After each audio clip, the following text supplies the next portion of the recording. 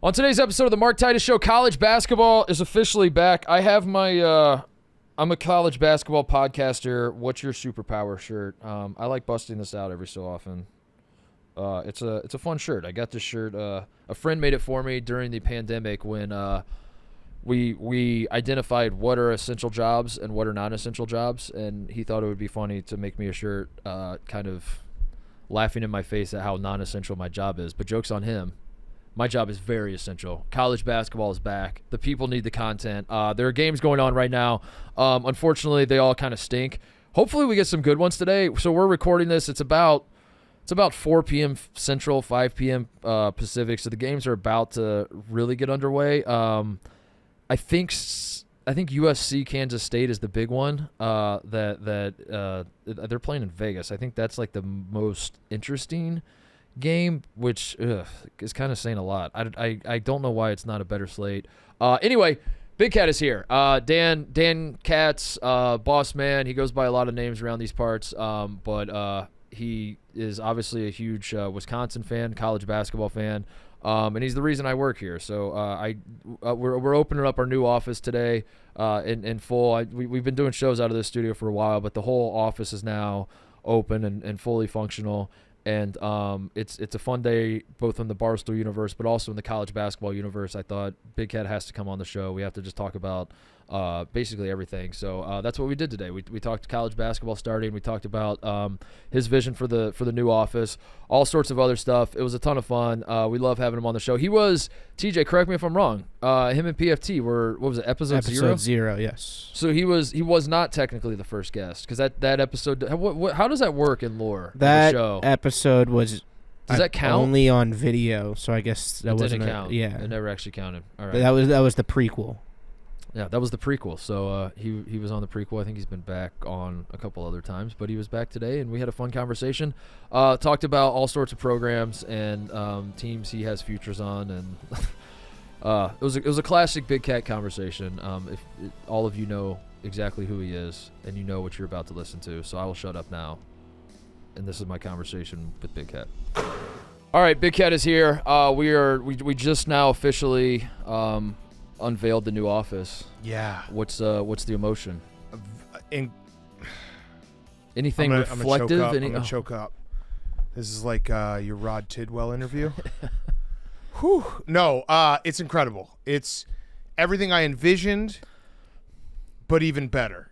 And it obviously has been a vision for, like, I think most people know the story of Barstool, but like this wasn't something I specifically was envisioning. I think as Barstool, we were envisioning this. We almost did this when we moved to New York. Yeah. We tried to find a space like this.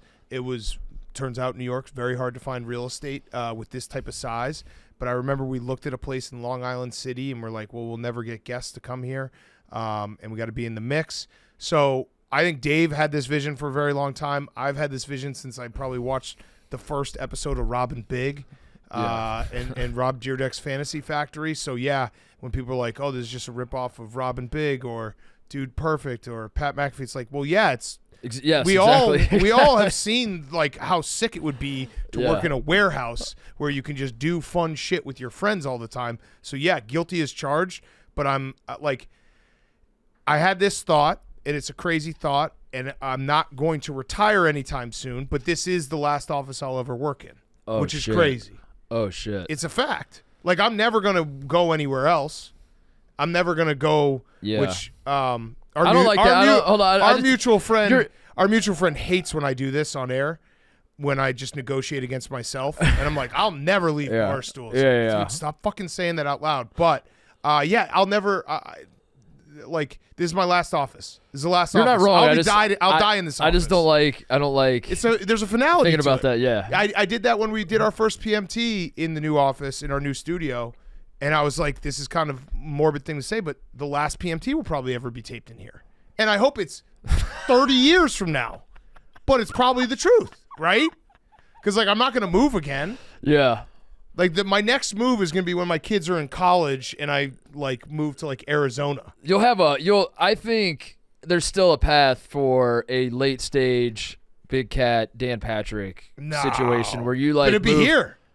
You move to, It'll like, be here. Yeah, you move to Arizona or Florida or something, and you're just doing. You rent like a little office space and do a show out of there where you just talk about the Bears. Yeah, it's once just a week or something. Yeah, the problem is I already can tell myself like sports, and we're gonna get to college basketball. Obviously, sports they just come in waves, and it's like every new season, it's like, all right, I gotta I love it, but like trying to be like get myself up to speed on everything it's getting harder as I get a little older. One of the nice things about being older is if your team does suck, it doesn't feel like it's as long of a suck. Right. I mean, the Bears have sucked for a while, but Forever. but like every season, like the Bears' next first game will come faster than you think. Yeah. But when you're like younger, you're like, oh my god, dude, that's still fucking 11 months away. Yeah. We gotta sit. But now you're like, oh shit, yeah. Football season. It'll be fine. Yeah, and I like enjoy the off season more. I did have I take my son to school every morning, and every Monday he asks me, did the Bears win? And today, after he has asked me every single week, and I've had to give him 7 no's and only 2 yeses, I explained to him the principle of tanking. I was like, we did not win, but we did. And he was like, what? He was like, so they won? I was like, no. But yes, and it was only it's like a 5-minute drive, so we didn't get it all the way. We're gonna hammer that home later tonight. You got to be careful. You're sending the wrong message. Sometimes in life, if you fail so badly, it's actually a good thing. Well, he gets all excited because his teacher is I know a Bears fan, so I tell him when they win, I'm like, go tell your teacher. Oh yeah, the Bears won. But I didn't want and when I say they lost, he's like, I don't want to tell him that. So today I was trying to get him like, hey, look, tell him we kind of still won. Yeah. Yeah. Tell him Caleb Williams looked really good against Washington. But yeah, this is the last office, and it's great. It's everything I dreamed of. It's really like I've always thought at our core, Barstool. Like we can sometimes say some smart things about sports.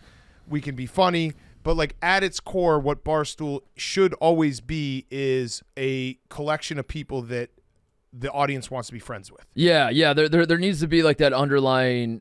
Everyone watching is a little bit jealous of us. Yeah, but we're not like rubbing your face in it. Right. But like we are having we're so bad. Yeah, well, not you, but like the rest of the office is so bad at sports. Yeah. They get to.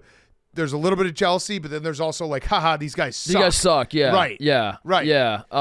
And yeah, we still even. Yeah, we all make ourselves look like fucking idiots, whether it's playing sports or otherwise. It's the beauty of this. Yeah. It's you learn that. I learned that like when we did the Barstool Combine back in like 2013. Yeah. And people just shredded us for that video. And it's like, yeah, they like to laugh. It's why golf videos go crazy because they like to see bad golfers be bad at golf. So we are set up to continue that for a very long time and make some incredible content. And I think the audience is going to love it. And I think it's like it's just everything's kind of falling into place. It's great. I'm going to knock on wood, but everything is falling into place that like I have all the people that I like doing content around. Like the space is awesome, and it just feels like the sky is the limit. Yeah, I told you like last week that I had a moment where I was like, oh shit, the office isn't even really open yet, and I really have just like immensely enjoyed my time working here, and it's been like the weirdest onboarding. I wouldn't say like ever, but it was like a very strange onboarding for me because like as I'm talking to you and Erica and Dave about coming here, the vision was always this, and so for me to like sign the contract and I'm like, yeah, I'm gonna go work at Barstool. We're gonna build the sweet new office in Chicago and all that. And then I look up and like I'm staying in a tiny ass hotel in Manhattan or like I'm back in LA or whatever. I'm like, damn, what the what did I do? Still like throughout the first however many months, like I loved it. And then I had that moment like last week where I was like, that's right. We haven't even really like all of this is just like this didn't even count. This was like practice. This was like the lead up to like the real thing. To the real thing. And now we're here. You had it the hardest too out of anyone because the last 4 months have been weird, and I'm very, very aware of the audience, and I care a lot about like putting out a good product every single day to the people. Maybe not saying factually correct things all the time because that's hard to do, but I do care about putting out a very good product that I'm proud of to the audience. And the last 4 months it's been challenging because we've been moving, transitioning, weird spaces, doing Zoom interviews, doing Zoom PMTs, like all this stuff. And then I thought about it. I was like, well, Mark has had it way harder because he started a new job, doesn't like knows a bunch of us, but doesn't know all of us. And you had to have your audience be like, he left Fox for this? Yeah. And like have those like 4, 5, 6 months where everyone's like, what a bad career decision. Yeah. And you had to eat all that shit. It's like I tell people all the time, trust the process. You were there when I said that on the Yak, like when we first got here. I was like, guys, I know it's going to be weird. I know it's going to suck for a little bit. Just trust that I always am thinking about the audience first. And it's hard for some people to do that. And there's, I'm sure, people in your audience who were like, this fucking sucks. But now you get the payoff. For everyone who's loyal, you get the payoff. Right, yeah. I do not recommend launching a solo show at a new company that you do remotely to anybody. Yeah. If you've never done a solo show before, he'll start. Do you know what it is? You actually, one of the luckiest things that happened to PMT, which was not by design, was we started, pardon my take, March 1st, 2016. So we started, pardon my take, in the depths of football offseason. So we had to basically like find a way to find our footing, find what the show was going to be in the toughest time of the year to make content. And we were so much better off for it because when football happened, we're like, oh, fuck. Like this show, this is easy. This is easy. We could do this. So I feel like you had the similar situation where it's like you started on expert mode. Now everything's easy. Yeah, dude. When you're doing middle of summer shows and TJ's in New York and I'm in LA and I booked a guest, but like he had to cancel, and I'm just like going solo. And everyone, and also like people would be like, oh well, Titus, what is he? He went to Barstool just to do a solo show. It's like, no, dude, you've been planning that show with Brandon, mostly sports, for a very long time. Yeah. I was always planning on getting you integrated in the Yak, like, but people can't conceptualize that, and they're just knee jerk, like, what an idiot! Why did you do that? Yeah. So I'm happy you're here. I remember we had a 2-hour phone call last summer.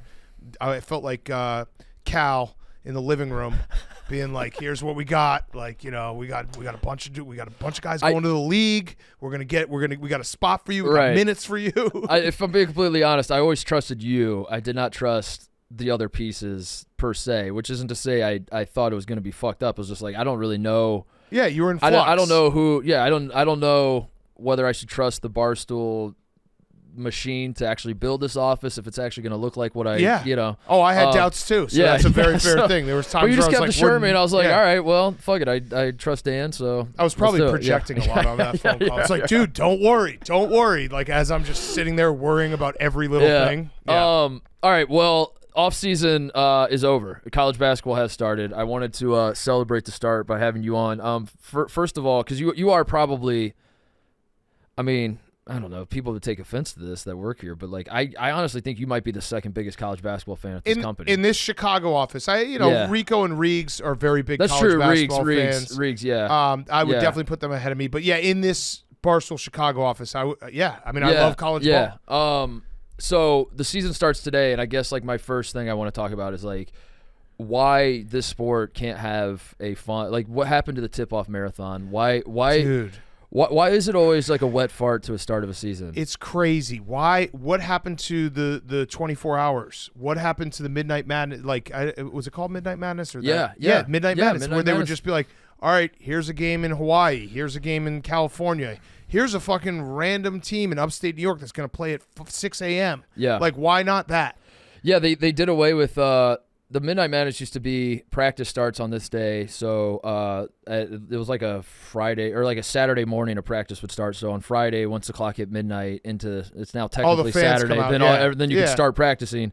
But they did away with that whole thing, and they were like, start practice whatever time you want, whatever day you want. Like it's based on when your first game is, but so like there's no like one singular day where we're all watching the practices and the Midnight Madness and oh my God, Cal got Drake to come to Lexington again. Yeah, how many years in a row is that? There's none of crazy. that. There's no opening day really. It is today, but it's also like you open up your app, you're scrolling through, and you're like the best game is probably USC Kansas State tonight, and it's I think at 9 Central. I think it's 10 Eastern.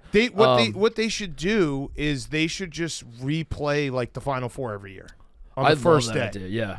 Like, be like, all right, we're going to play, like, obviously this year would be a little different because it was a weird Final Four, but be like, UConn, Miami are tipping, FAU, San Diego State's tipping, Tuesday we'll play the winner. And it's like everyone, like, all four of those teams are good, so that wouldn't be that crazy. And just get us back into it. Like, but I agree, they definitely are missing the moment, and maybe it's coaches scared of catching a loss first thing. I think it's too that football has just swallowed everything alive in this country. Yeah. That everybody has just been conditioned to not compete with football. So Monday night, you don't really want to do anything big. Tuesday, I guess the first Tuesday in November is a tough time to start. Yeah. Well, Maction, but also I didn't even think about this, but someone pointed out not too long ago there's an election like basically tomorrow. I guess. What? I guess like every first November there's an election. Are you serious? Every first Tuesday in November there's an election. I don't vote, so people are gonna get mad at that, but I don't. Thursday, because I just don't like to fill out forms. Yeah, that's literally the only reason.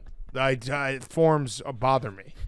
I think my wife might vote for me, which is election. Yeah, fraud. I vote. Maybe Trump was right. I did the same thing. Maybe Trump was right because I voted illegally. So yeah, okay. You don't want to do Saturday and compete against college football. You don't want to do Sunday and compete against the NFL. So like basically, I think what happens is the powers that be just talk themselves in circles, and then they're like they shrug their shoulders and they're like, "Fuck, I don't know what day to start." Just kind of. So there's no like starting gun. It's just kind of like just kind of go out there and figure it out on your own. And there's no big moment that's like we have this triple header lined up for the first night of college. And hoops. Started at like noon.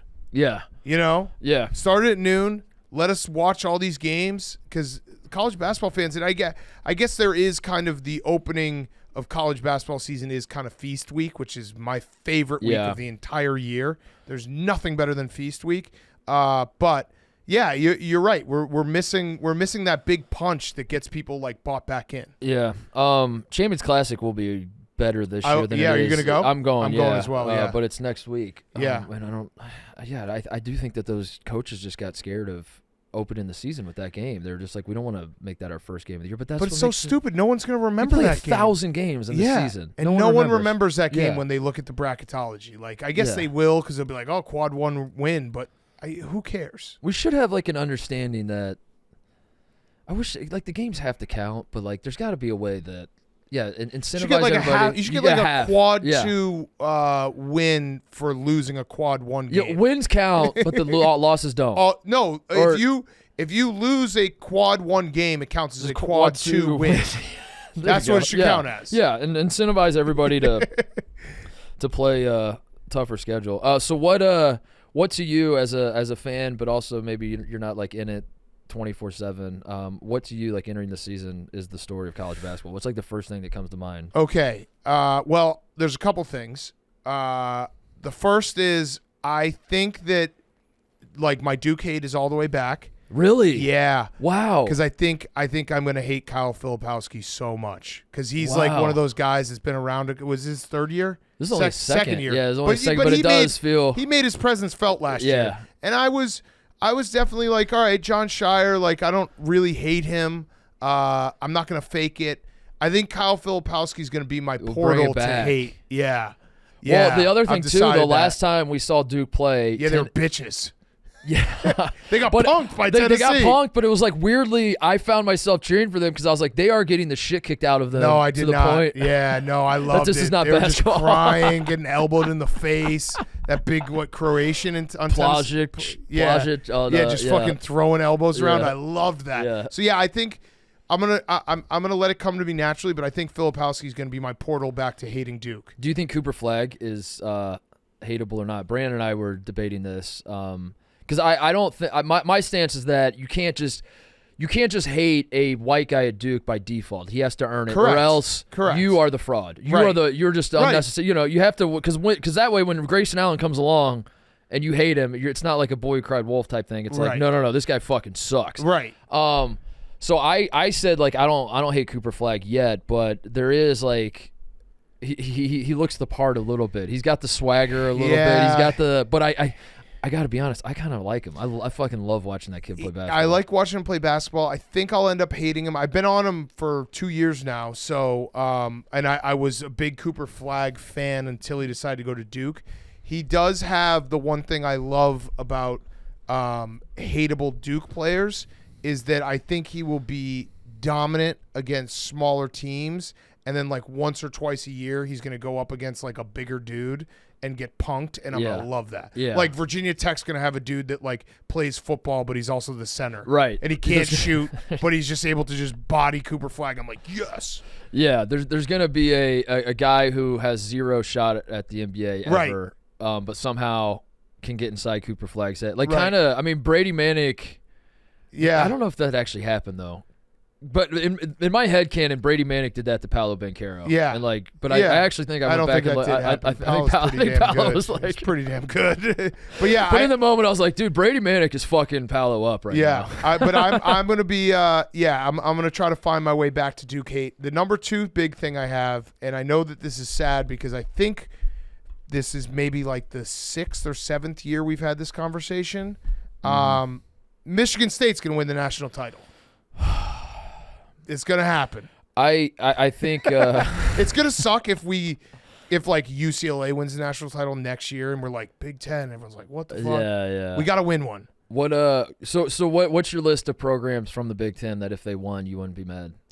Because mine might just be Michigan State. If you put a gun to my head, actually, I feel like Illinois I might be okay with. I like Brad Underwood. I might be okay. Wisconsin. I was You'd cheering. be I was cheering mad. for you guys in 2015, Yeah, but like, you'd be mad because they would piss everyone off. Yeah. Michigan State, depending on how Scott Van Pelt acts, maybe Maryland. Maybe if Maryland will, Maryland like won't.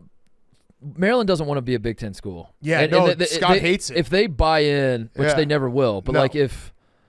Like I could see Maryland winning, and like we cheer for them, or like, yeah, we're kind of happy for you as a conference, and they're like, fuck you, we're not even really in your conference, which and is then, crazy because we saved them. I mean, the ACC is going to die. Right. We Maryland, and at least they pulled their weight in basketball. We also took in the wounded animal of Rutgers and Yeah. saved their entire existence as a program and a university. Damn.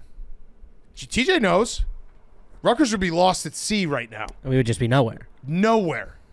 You should actually, every day you come into this office, you should like bow down to me and Titus and be like, thank you for giving me a home. You're welcome, TJ. Thank you. You are. Yes, you're welcome.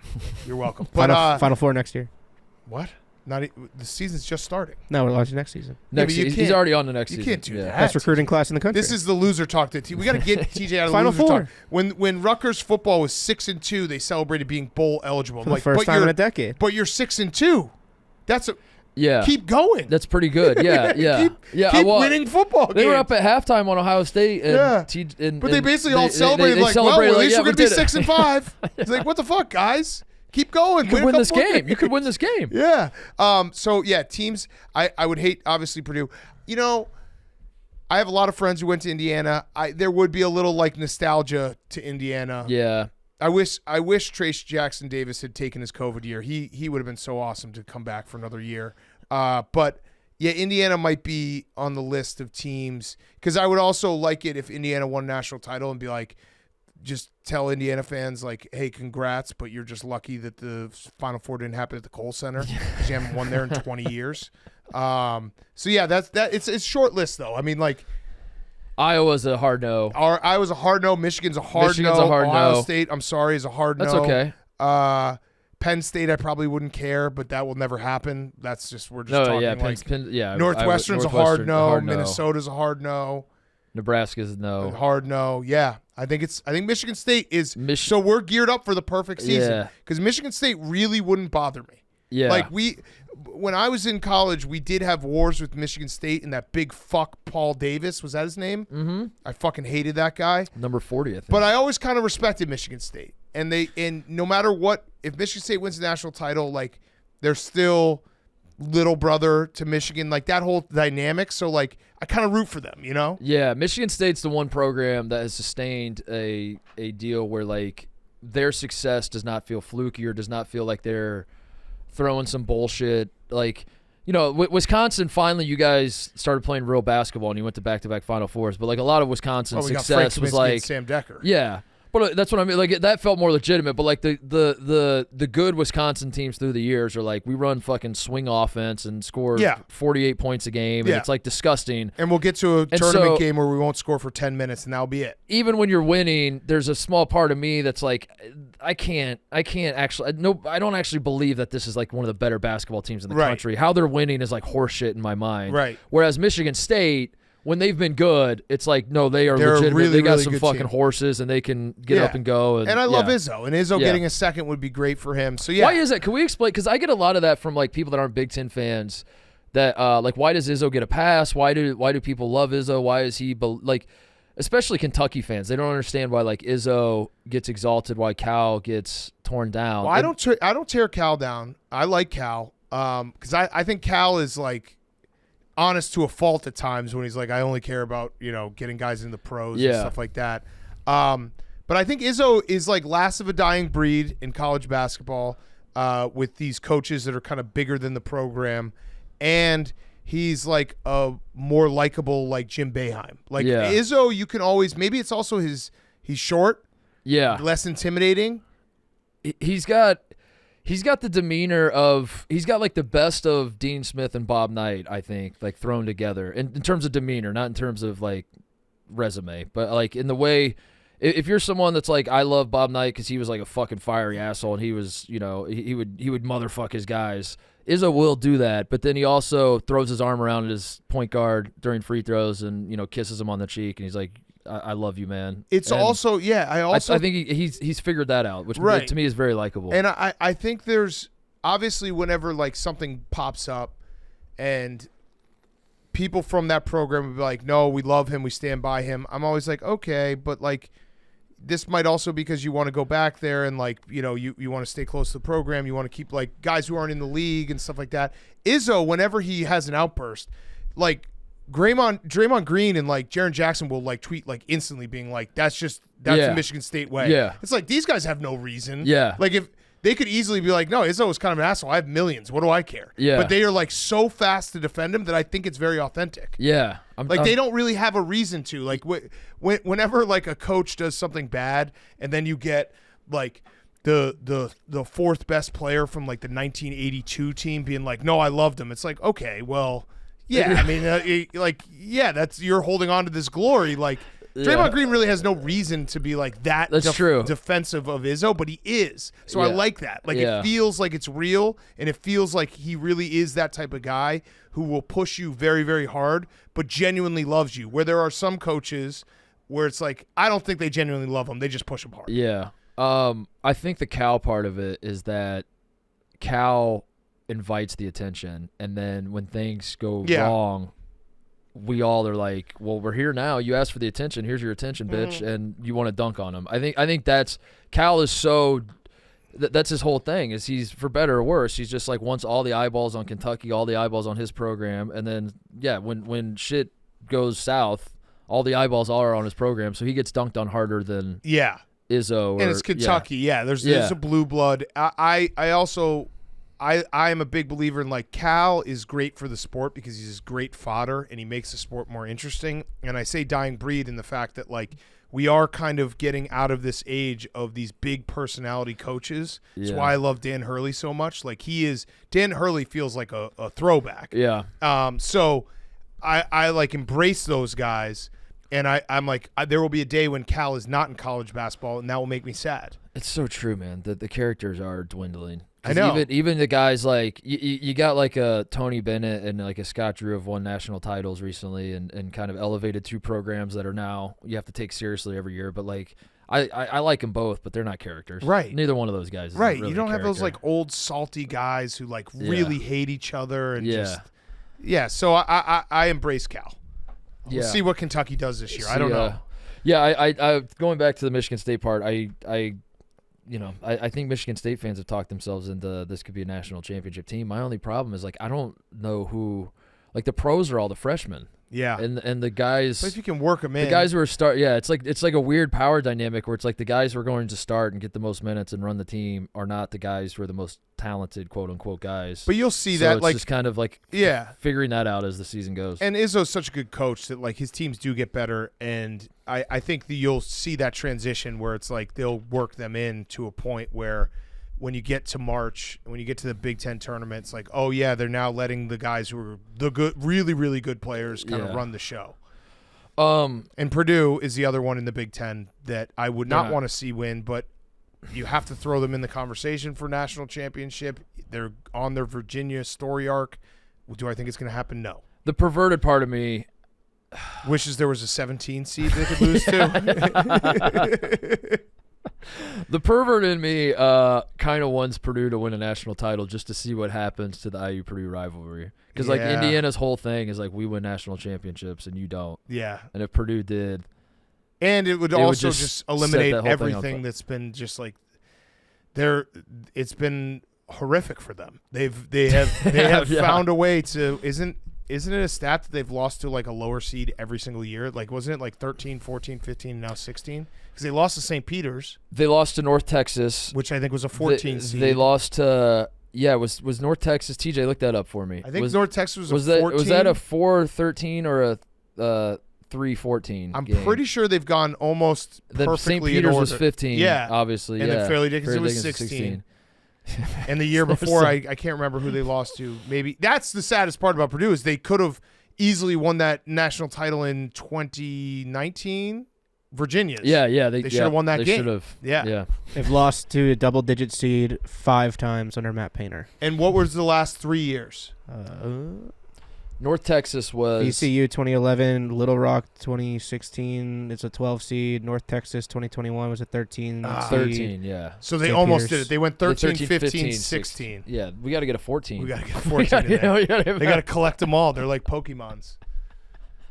That's going to be great. Purdue win a national championship is something that I think would be fun. If I was someone rooting for just the funniest outcome of the season, that's probably what it would be. I think Yeah. is Purdue win a national championship. But Yeah. then once it actually happens, I'd be like, fuck, I hate this. Yeah. I hate that actually happened. I would not be a fan. Yeah. And then the other big story is I know it's not happening this year, but it's happening next year because obviously there's been a lot of hand-wringing about conference realignment.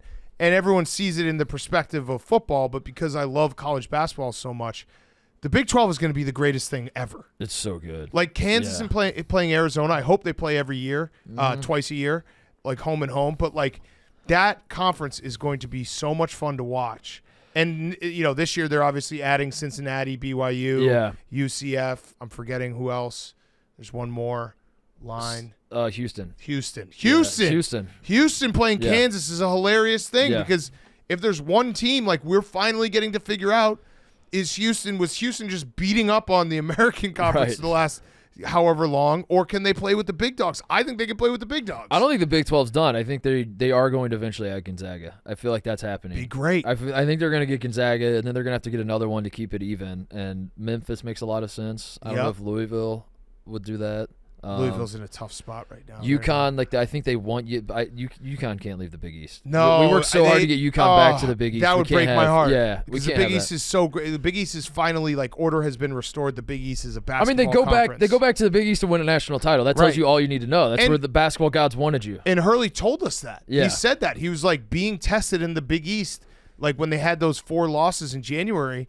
He's like, that's where we became a national title team. That's so badass for the conference that they beat the fuck out of everybody not in the Big East Yeah. that they played. Yeah. And then they go to the Big East and lost however many games during that stretch. And they're going to be good again. I mean, UConn's going to be really good. good. I think Villanova's going to be good. Creighton is going to be great. Marquette. Marquette will be Kolek's really back, good. right? Yeah. Big East Player of the Year is back. Big East. They won the Big East regular season. They won the Big East tournament. They have the Big East Player of the Year, the Big East Tournament MVP, the Big East Coach of the Year. And they lost to Wisconsin, I'm pretty sure. They have all of this back. People are going to be mad if I Yeah. got that wrong, but I'm pretty sure we beat them last You year. beat Marquette? You guys play early in the season, Yeah, we right? always it's play in always like the- December. Yeah, I'm going to look it up It's right always now. And it's always I'm pumped about the Badgers this year. I am. okay, I'm not. I don't want to talk you out of it, but it just like No, talk me out of it. Go ahead. I want to talk through it because you're bringing a lot of guys back, Dan. But are these the guys we want to bring back? Yes. A team that goes to the NIT. You go to the NIT. Yes, we beat semifinals. Marquette last year. Fuck yes. 80-77. Fuck yes. Suck it, Marquette. I knew I had that right, but you just listed off all their trophy case, like didn't beat Wisconsin. That is true. I think it was at Marquette too, so double whammy for them. Yeah, we brought back a lot of guys. But it's an NIT team. Is this the guy? Are these the guys you want to bring back? NIT Final Four team. Final Four team. Yeah. Let's get it right. We just stopped scoring against, I believe it was North Texas, and that was bad. We had the last possession in the NIT Final Four was not getting a shot off, playing hot potato. Did you have shirts ready? I did. For the they were going to be awesome. They were going to be incredible.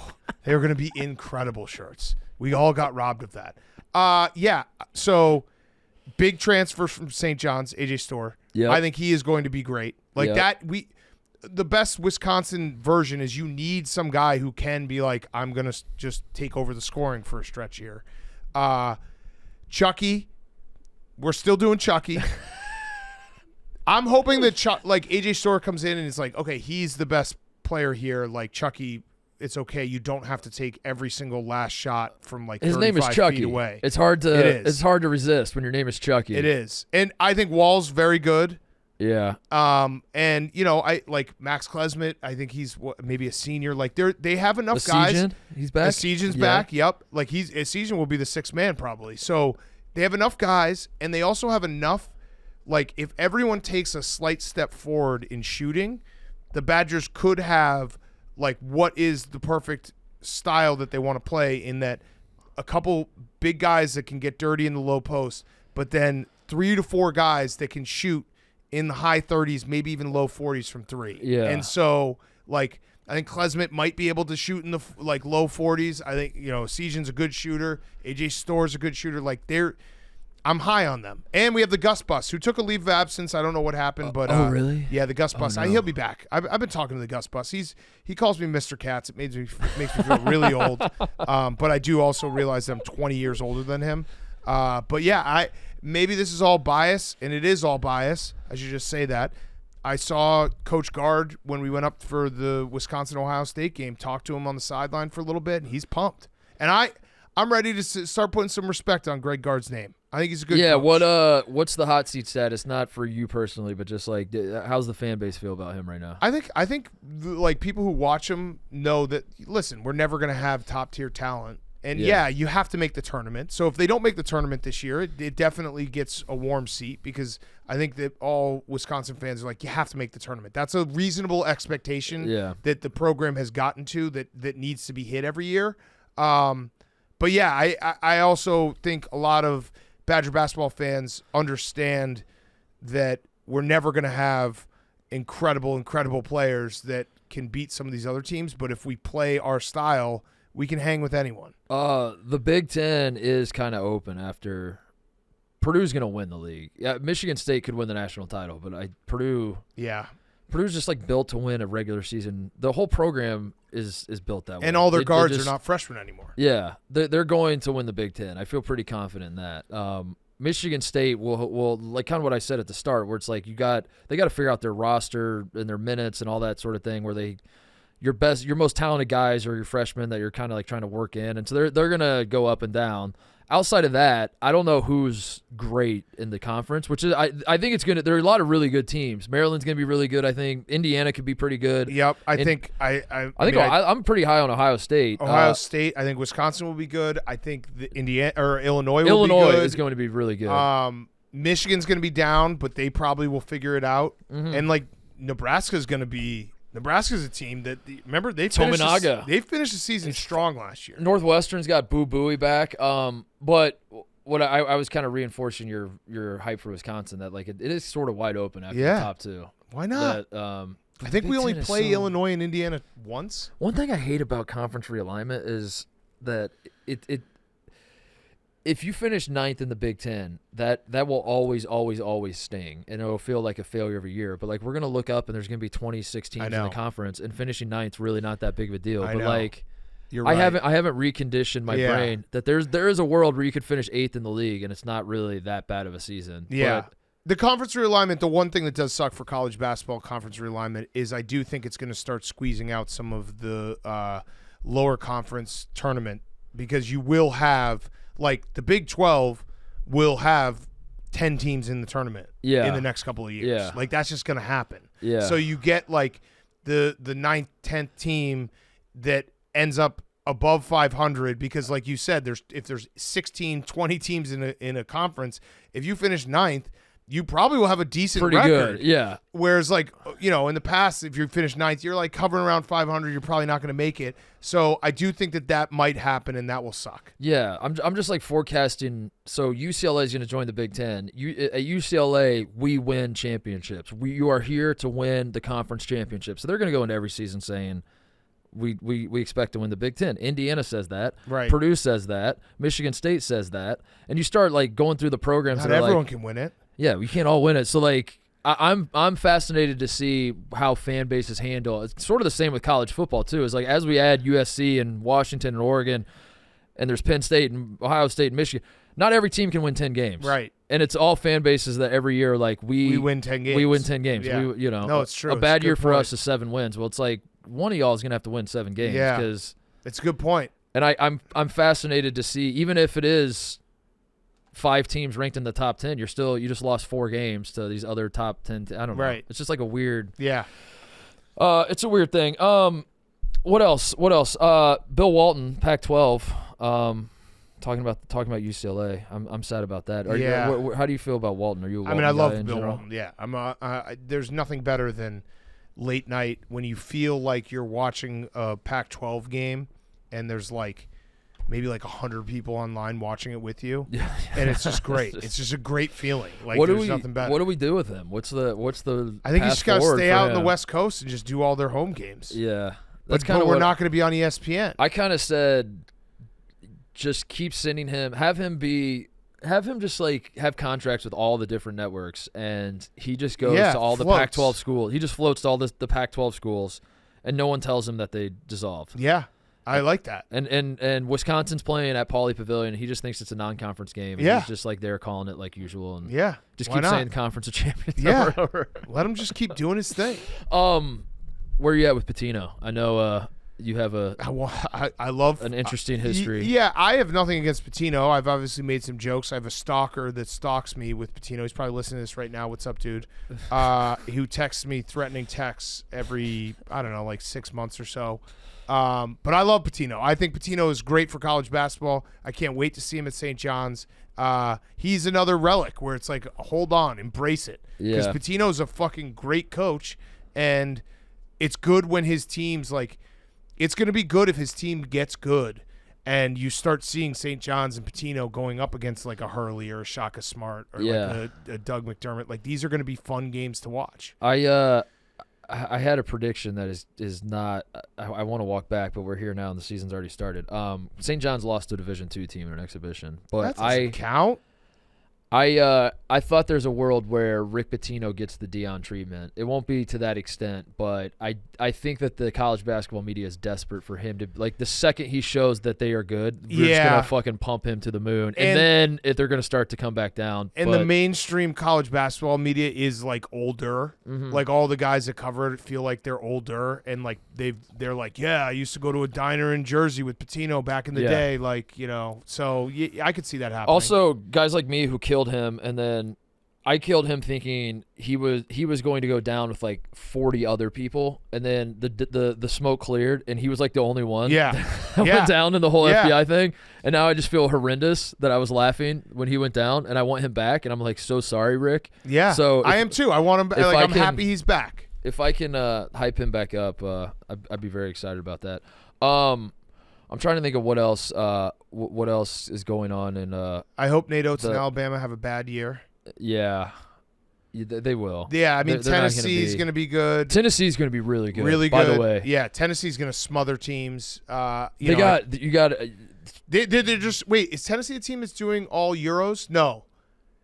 UCLA is doing all Euros. Mick Cronin just got like 3 European dudes.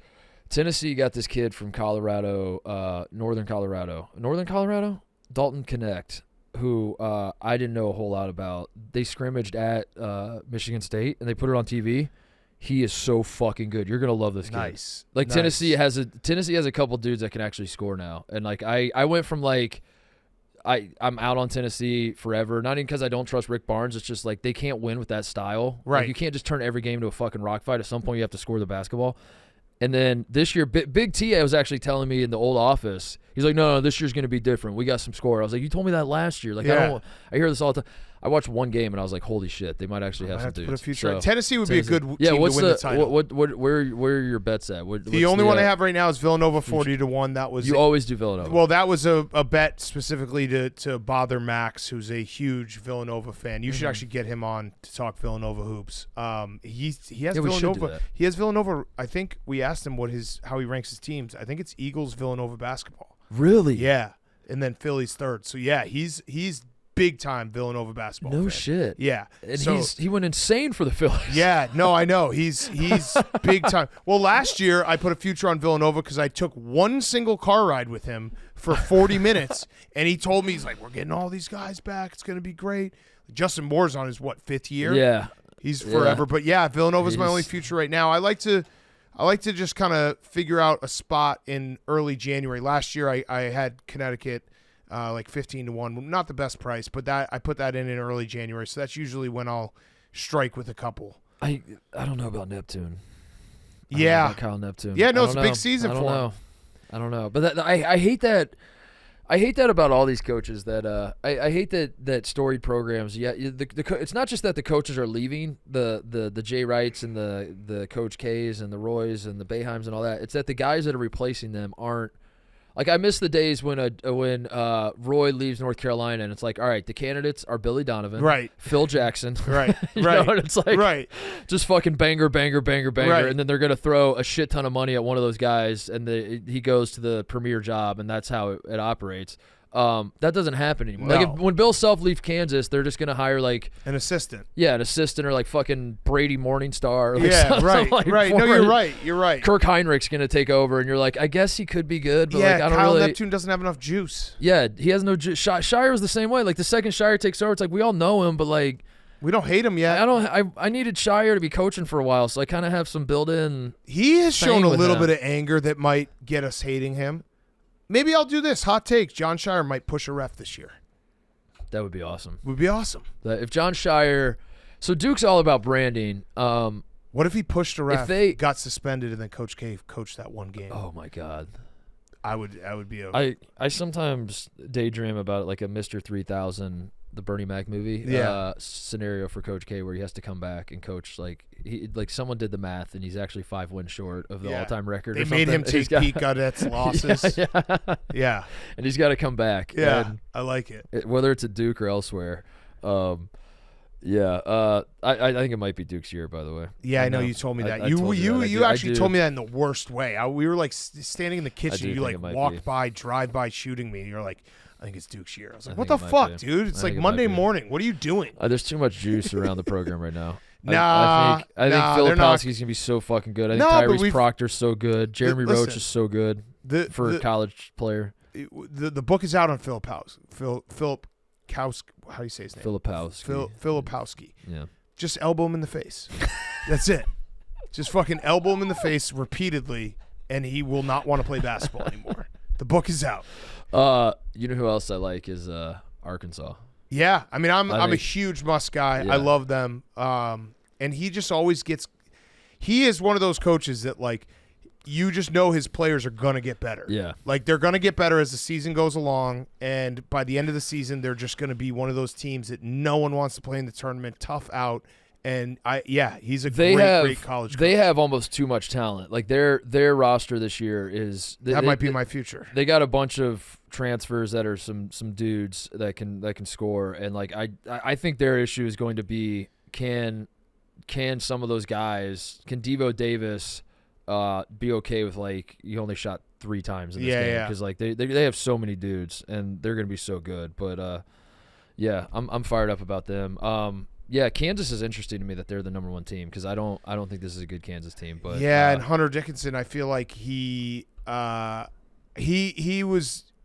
It was smart for him to go to Kansas. I'm a big believer. Like if I were in the shoes of any kid in the transfer portal these days, and I was good, I would definitely be like, I'm gonna go play football at Alabama, and then I'm gonna go play football at USC, and like you know what I mean, like get both fan bases to just like give me a job for the rest of my life.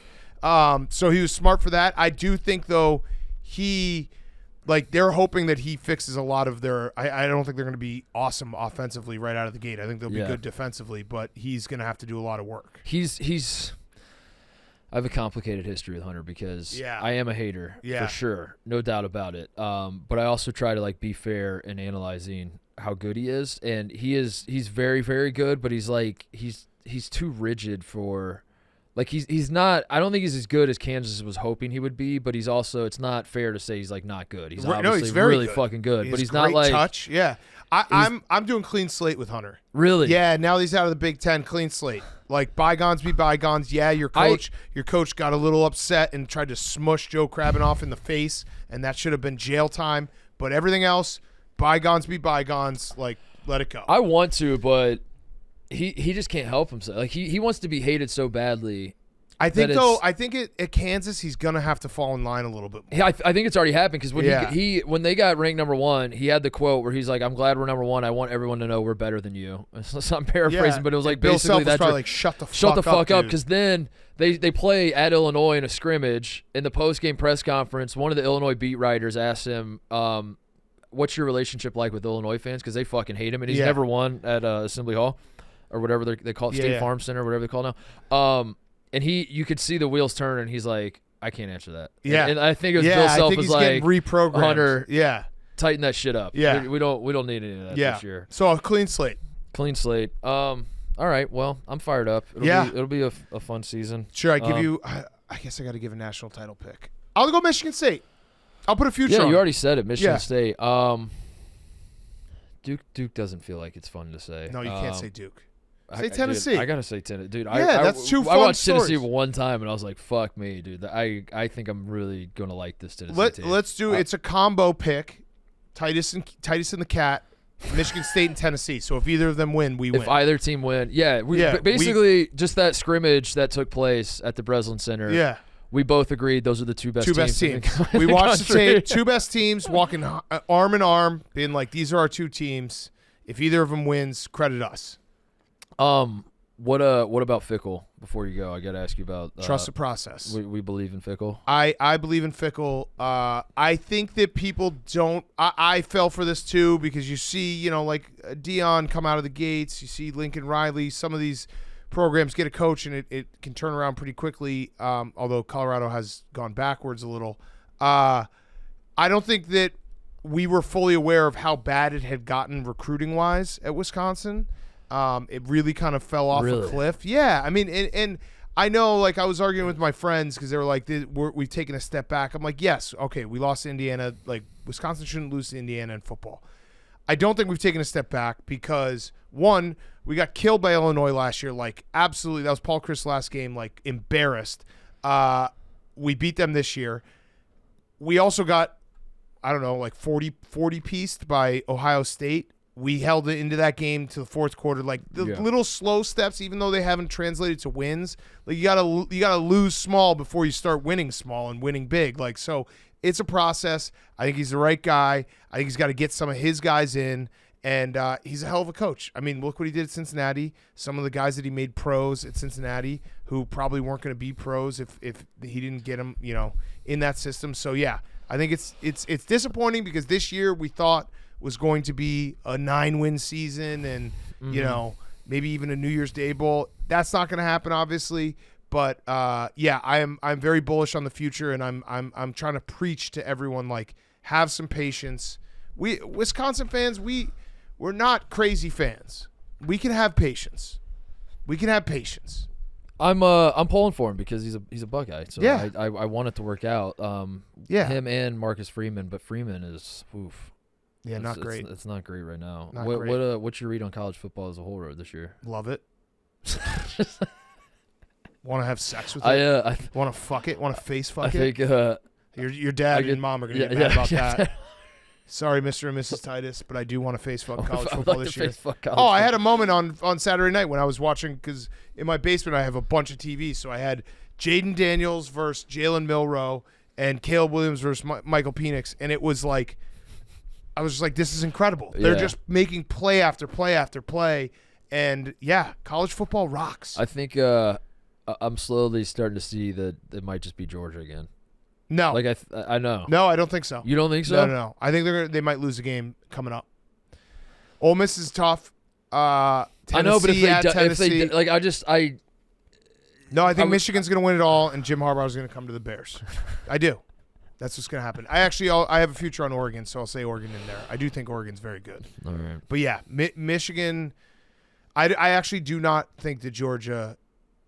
They're just enough. Yeah, they could obviously win it all. It's not crazy to say, but like, it's not the same. They're not as good, but I just think like that. This was the year that we were all excited for stuff to open up a little bit, and for X number of weeks of the season, it was like, oh, this sport has gone national. It's no longer the SEC, and it's no longer Georgia and whatever else.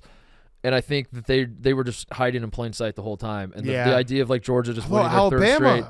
Or it's like you want some chaos. Yeah, here's some chaos. Alabama wins the national. Well, all right like, off what the Nick fuck, Saban dude? after they beat, after they lose or win in an ugly game against USF after their loss against Texas.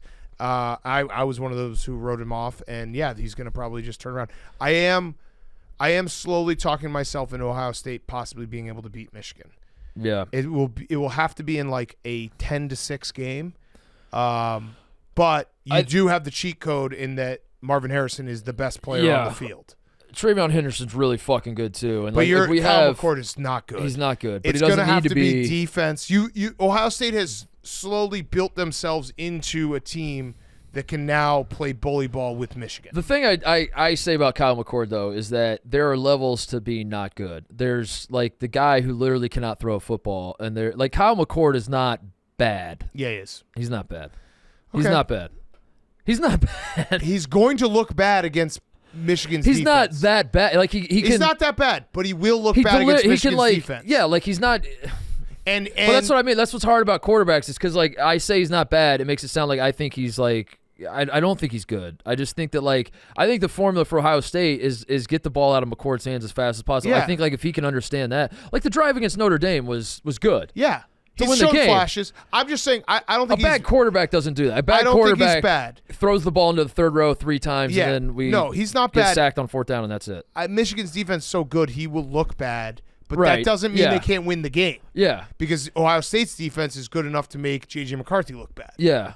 Right. So and it's going to be an ugly, ugly game. I do think there's a path where McCord gets the same thing that Ohio State did to McCarthy last year, where they went into the game with zero respect whatsoever for him, and then McCarthy was like, "All right, well, if you're gonna leave guys wide open, I can make these throws." Yeah, right. And then Ohio State was like, "Fuck, we didn't realize you were actually good. We thought you were a joke." Yeah. I do think there's a potential for that. Where Michigan's like this guy McCord is fucking dog shit, and there's no world where he can complete these passes, and then. I don't know. But, yeah, Michigan's probably better than us. But they cheat. Yeah. They're cheating sons of bitches. All right. Well, thanks, man. Thanks for doing this. Thank you. We got to do another. Basketball is back. And yeah. We'll check in maybe January. Yeah. Shout out to a few people. I think there's a few people in your fan base that just despise me. I love you. Really? I just want to let you know I love you. you. Why'd you say that? I think it's like old school, like, you were a real journalist. I was a fucking idiot. I think I've lost. You've lost a lot. All right, so then what's up, everyone? We're cool. We're all good. I think everybody that was like, I hate Barstool, I hate the Titus win. I think they're gone. Okay, I don't think they're. We thinned the herd. We have thinned the herd big time. I like that. So shout out everyone. I think. I think we've thinned the herd. I think we're good. So. Okay. All right. Cool, thanks, man. Thanks. Quick break to talk about our friends at Game Time. Do not worry when you're buying tickets to the next big event. And boy, are there a lot of big events coming up. The college basketball is back. We know that. College football is still going on. In fact, a lot of big games coming up in college football. The NFL is getting juicy. This past weekend was an incredible weekend of NFL football.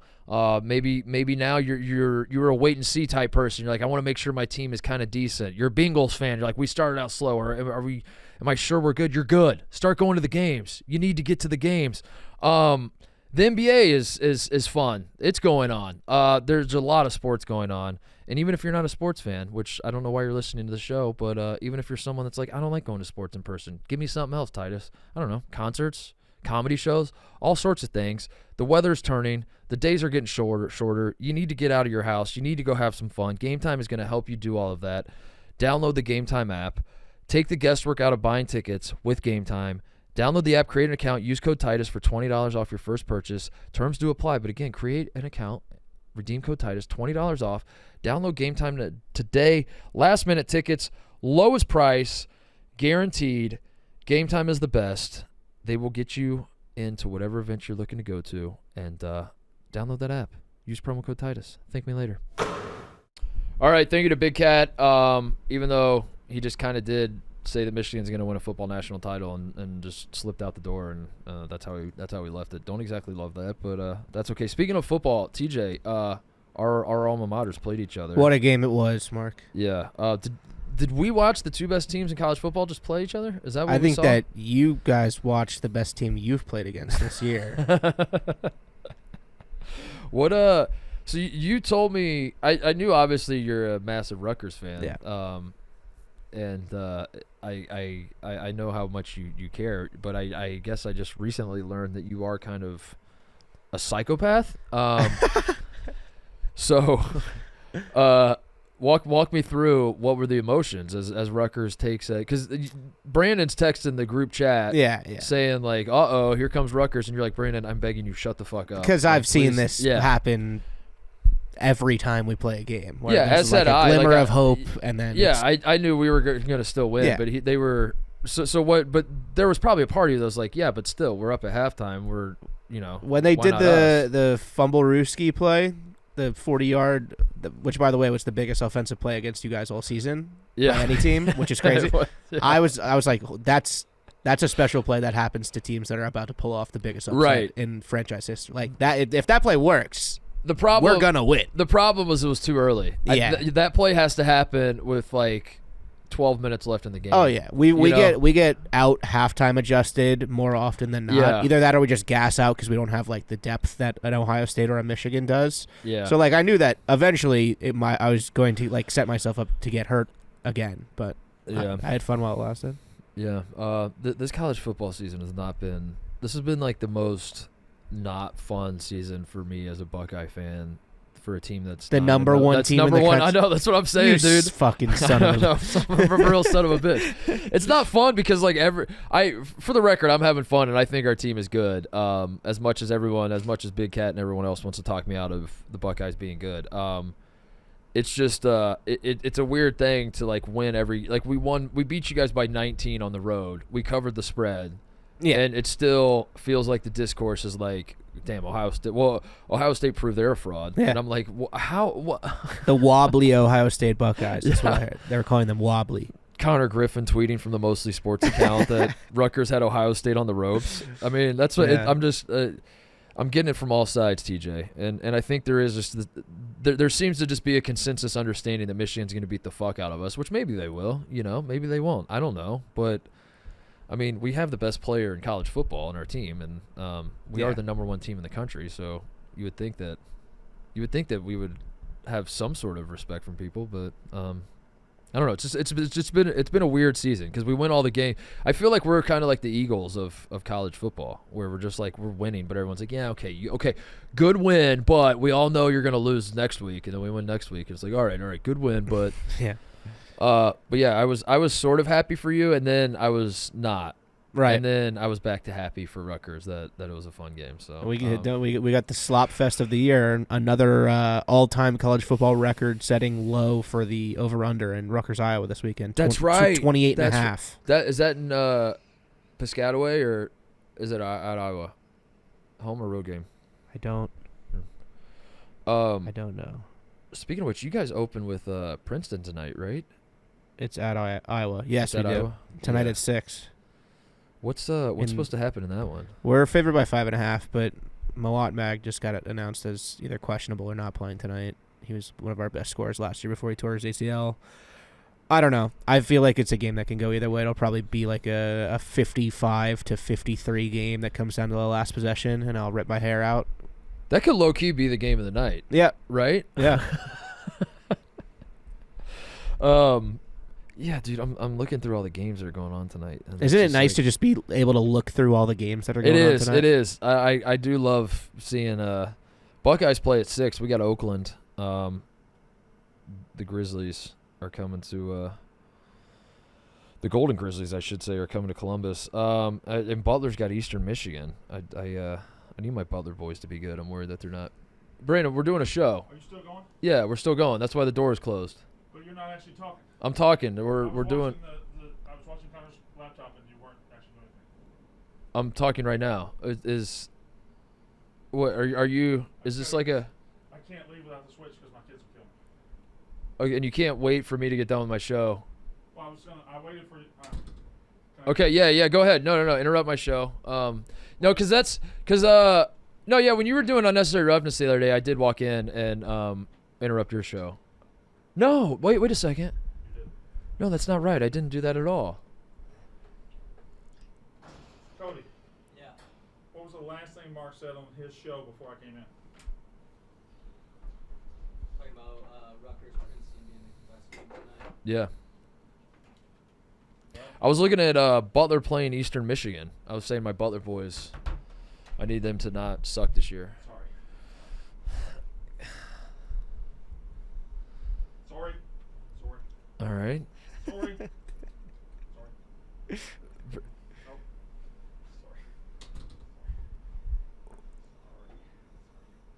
What is? Where's my sweatshirt? What are you doing? No. Sorry. Oh my God. So he's obviously just like insecure about something, or like Big Cat interrupts mostly sports all the time, and he felt like he should return the favor. Like, what? He what did was text that? about that like an hour ago. Brandon did. Yeah. Can I come in and interrupt the show? He was just like, I need that switch. Oh. Did he text me? Like he walks No. around like a kind of like a homeless person Yeah. or like a guy that was just like defrosted out of ice after 1,000 years. The way he kind of. It does. Anything else before we go? No, I'm just excited for games to be back. Yeah, I'm excited to like actually talk about basketball being played instead Yeah. of like looking at previews and like, you know, oh, they're picked to finish 7th in the MEAC. Oh, damn, dude. I don't think they're going to be very good this year. I'm excited to just react to like what's actually happening on the court. I will say Cody and I are both trying to grow out beards for the first time this month. Not going well. You're doing no shave. Yeah, For yeah. yourself, brother. No shave, no. Yeah, yeah. What's that Cody's about? grizzly. Why Yeah. are you guys doing it? What's the impetus? I think a behind lot that? of people are Just doing it bored? this year. I'm also like one of my my roommate that I live with in Jersey is a big Movember supporter. Okay. So I was like, fuck it. Let me try and grow some I'm doing it shit, too. some shit out. Yeah. I'll jump on board with you boys. You got the genetics for it I because you went through shaved- puberty in what, 5th grade? Yeah, 5th grade. I shaved in 6th grade for the first time. I shaved for the first time when I was a freshman in college. Oh my god. I don't think I've ever shaved. It's just this is the first time. You've never shaved? Nah, I've shaved. I asked you before the show, man to man, how is it? How do you grow a beard? Is it easy? Because So the thing is, like, growing facial hair, it does look kind of cool. Like, yeah, I would rather be able to grow a beard than not be able to grow a beard. But the price you have to pay to be the guy who can grow a beard is that you get hair everywhere else as well. Like, there's nobody that just like gets the facial hair. Like, I have the hairiest arms, dude. I look like a fucking gorilla.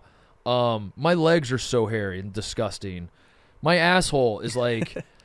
I had to get a bidet because my asshole's so hairy. I couldn't. I would get hemorrhoids from wiping because I get so much. I mean, you know, probably should have given like a trigger warning to the audience that I'm gonna be talking about wiping my asshole, but we're here now.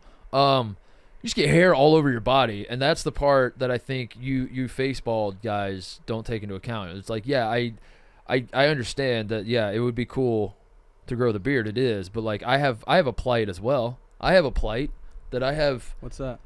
I get random ass back hair and like, you know, all that. I'm a hairy. That's not fun. You don't want that. You just want it on your face. I'm curious to see how it looks on you boys. Mine just When we're comes done. in pretty much only on the like the neck area. I don't get anything here, and then I get like sideburns, and like the wimpiest pencil stash of all time. I've been posting an update every day. It just looks like the same When photo are you every starting? day. People are like, buddy's just posting the same selfie every day. When do you start? I started November 1st. It's day 6. But like, when does the facial hair start coming? Yeah, I don't know. I got a beard. My stash is looking strong, but I kind of want to shave it. I don't know. You how got like the do it. blonde too. It's That the doesn't most help. annoying Yeah. thing ever. Yeah. It You doesn't should feel dye it. good. You guys should both, whatever, like on November Beard 30th. boys. Yeah, jet black. Yeah. On November 30th, whatever you have, you should dye jet black. I don't think I'm making it past Thanksgiving. For one day and then shave it after Yeah. that. I'm going strong. I might never shave again. That would be awesome. All right, college basketball is back. I'm fired up about it. We're gonna talk about some games on the show moving forward. Thank you to Big Cat for joining us today. Thank you to everyone watching, listening. Subscribe, tell your friends. Put the word out. We're back up. Yeah, we're gonna be talking about college hoop, and I'm very, very excited for this season. I do think it's pretty wide open. I don't think it'll be a top-heavy year at all, and I think that's great for the sport and for all the belly aching about conference realignment and transfer portal and like what happened to the sport I love. Is that Mark Jackson? Is that the Mark Jackson meme? What happened to the sport I love? I feel like we're getting a lot of that in college basketball, and a lot of it's justified, but we're here now, and I think the product is going to be awesome, and I'm fired up about it, man. So, yeah, we will see you. Oh, last thing before we go, yeah, we will. So I think, first of all, Barstool Invitational on Wednesday.